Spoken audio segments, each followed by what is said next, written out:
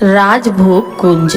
देखो सखी, वो सामने सघन हरियाली तथा बहुरंगी व अनेक प्रकार के पुष्पों की विशाल 4 पुष्प वाटिकाओं के बीच मरकत मणि जड़ित मणिमंडल पर गोलाकार विशाल राजभोग कुंज दिखाई दे रहा है। यह कुंज मरकत मणियों से जड़ित होने के कारण हरित वर्ण की दिखाई दे रही है। सखी, यद्यपि यहाँ सदा ग्रीष्म ऋतु वर्तमान रहती है, तथापि यहाँ सदा शीतल मंद सुगंधित हवा चलती रहती है।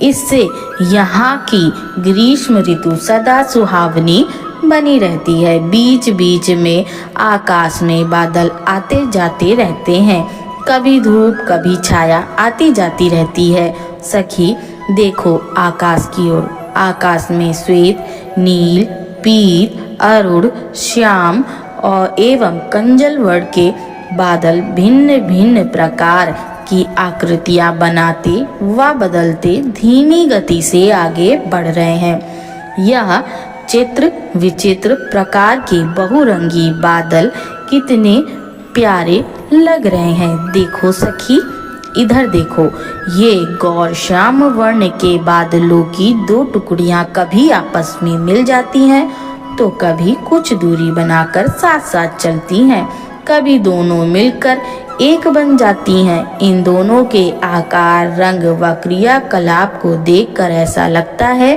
मानो युगलवर रसिक दंपति रस क्रीड़ा करते हुए हमारे साथ साथ चल रहे हैं। ग्रीष्म ऋतु में शरद ऋतु का आभास कराते ये बादल देखकर, इस विविध समीर का स्पर्श पाकर मन की मयूरी उमंग में नाचने लगी है। आकाश में उड़ती हुई बगुलों की ये चारों पंक्तियां ऐसी लग रही हैं मानो श्री प्रिया प्रियतम के नूपुर खुलकर बिखर गए हैं। सखी, अब हम पुष्प वाटिका के भीतरी परिसर में प्रवेश करती हैं। देखो, यहाँ बहुरंगी व बहु प्रकार के पुष्पों की 4 विशाल क्यारियां हैं। इन चारों विशाल क्यारियों के चारों ओर गोलाकार मणि जड़ित मार्ग व मार्ग के दोनों ओर 8 फुट चौड़ी नहर है तथा नहरों के दोनों तटों पर 2 हाथ ऊंची मेहंदी की हरित दीवार अर्थात बाड़ है।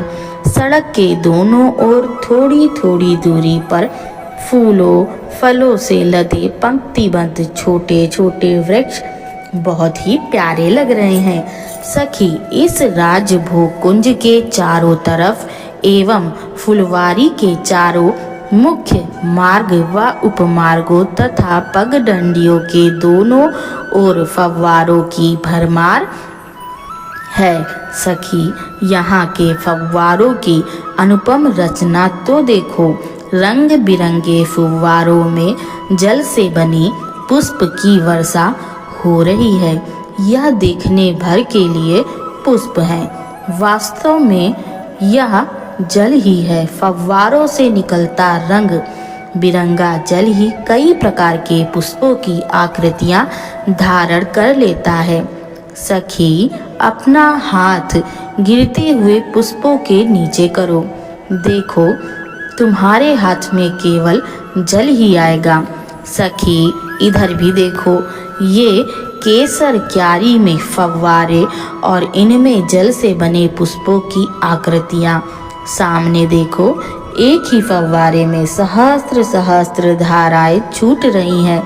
सखी, ध्यान से देखना, बीच बीच में श्री प्रिया प्रियतम के विहार करते चलचित्र भी दिखाई दे रहे हैं। ये रंग बिरंगे जल से बने चलचित्र साक्षात की तरह भास रहे हैं। देखो सखी, मोतियां व बेला की क्यारी में फव्वारों से निकले जल में होरी लीला का अनुकरण हो रहा है। ऐसा लग रहा है जैसे युगलवर अनेकों सखियों के संग होली खेल रहे हैं। ऐसा बिल्कुल भी नहीं लग रहा कि ये केवल जल ही जल है। ऐसा लगता है जैसे ये लीला साक्षात हो रही है। सखी, इस समय जो संगीत लहरी कानों में अमृत उड़ेल रही है, ये भी इन फव्वारों से ही आ रही है। ये देखो तुम्हारे पार्षद व फव्वारों से निर्मित जलमयी सखियों व उनके वाद्य यंत्र की आकृतियाँ, ये इसी फव्वारे का चमत्कार है।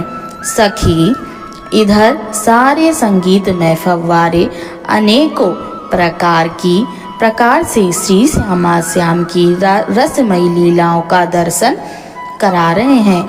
फव्वारों से निकलती जल आकृतियां संगीत से सारा वातावरण रसमय हो रहा है। सखी, चलते चलते फुलवारी व फव्वारों का मनोरम दृश्य देखते हुए हम राजभोग कुंज पहुंच गई हैं। ये देखो सामने मरकत मणियों से खचित ये मणिमंडल व मणिमंडल पर बना राजभोग कुंज।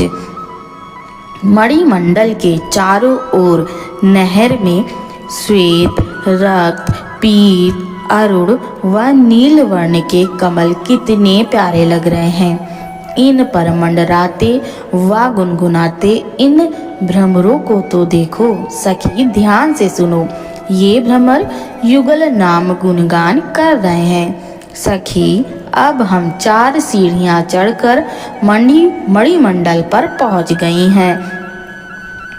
32 मणिमय स्तंभों पर यह सुंदर गोलाकार कुंज मरकत मणियों से निर्मित है। इसके चारों ओर गोलाकार बरामदा, जिसमें 64 मणिमय स्तंभ लगे हैं।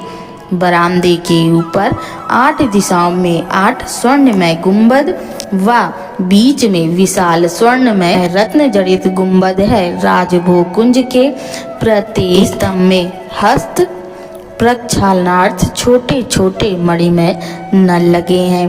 प्रत्येक नल के पास ऊपर की तरफ एक मणि जड़ित दर्पण लगा है। सखी, जब श्री प्रियतम इस राजभोग कुंज में पहुंचते हैं तो मणिमंडल के चारों ओर नहर में लगे फव्वारे छूटने लगते हैं। सभी फव्वारों का रुख राजभोग की तरफ ही होता है। उस समय फव्वारों के चलने से ऐसा लगता है मानो वर्षा हो रही। जल की धाराएं वायु के वेग व फव्वारों के दबाव से कुंज के भीतर भी प्रवेश करने लगती हैं। बिन बादल बरसात का आनंद ही कुछ और होता है। मणिमंडल पर बहते जल में कुंज का प्रतिबिंब पड़ने से मणिमंडल और भी सुहावना लगने लगता है। सखी, अब हम राजभोग कुंज के भीतर चलते हैं। देखो, ये रत्न जड़ित स्वर्ण आसन है, जिस पर आसीन होकर श्री लाडली लाल राजभोग आरोगते हैं। दोनों के बीच कंचन चौकी पर स्वर्ण थाल में सब प्रकार की भोग सामग्री सजाकर सखियां रख देती हैं। 56 प्रकार के भोग व 36 प्रकार के व्यंजन परसे जाते हैं, जिनमें 6 प्रकार मीठा, नमकीन, खट्टा, कड़ू, तीखा, कसैला के स्वाद होते हैं। ये 4 प्रकार दांतों से काटकर, चाटकर, पीकर व चूसकर आरोगे जाते हैं। लाडले युगलवर अपनी रुचि अनुसार परस्पर हाथ से विनोद करते हुए राजभोग आरोगते हैं। दोनों रसिक रसीले परस्पर एक दूसरे के मुख में मनुहार पूर्वक ग्रास देकर स्वाद की प्रशंसा करते हुए अति प्रसन्न होकर सखियों की ओर देखते हैं। एक एक सखी का नाम लेकर उनके नाम से एक दूसरे के मुख में ग्रास देने की होड़ करने लगते हैं। श्री युगलवर राजभोग आरोगते हुए परस्पर रूप सुधा रसपान करने में निमग्न हो जाते हैं। तब सखियां दोनों को सावधान करती हैं। राजभोग चौकी के दोनों ओर रखे 56 भोगों में सखियां कंचन थाल में दोनों का रुख देखकर अमृतमय सामग्री परसती रहती हैं। उसी समय अष्ट सखियों की अर्ध चंद्राकार पंगत भी बैठ जाती है। अष्ट सखियों के साथ अन्य सखियां भी पंगत में बैठ जाती हैं और श्री प्रिया प्रियतम के साथ राजभोग आरोगती हैं। उस समय श्री चंपकलता जी के यूथ की सखियां सबको राजभोग आरोगती हैं। श्री प्रिया प्रियतम के राजभोग आरोगने के बाद श्री हरिप्रिया सखी दोनों का आचमन कराती हैं। तत्पश्चात सुगंधित पान आरोगवाकर आरती उतारती हैं। श्री युगल चंद्र की रूप माधुरी के दर्शन कर दोनों पर जल फेर कर पीती हैं और जय जयकार करके श्री लाडली लाल का यशगान करती हैं। फिर युगल जोड़ी परस्पर गलवहियां दिए हंस की गति को लज्जित कर लटकीली मटकीली मंद गति से मोहन महल की ओर विश्राम करने चल देती हैं। इसके बाद वर्षा ऋतु प्रारंभ हो जाती है।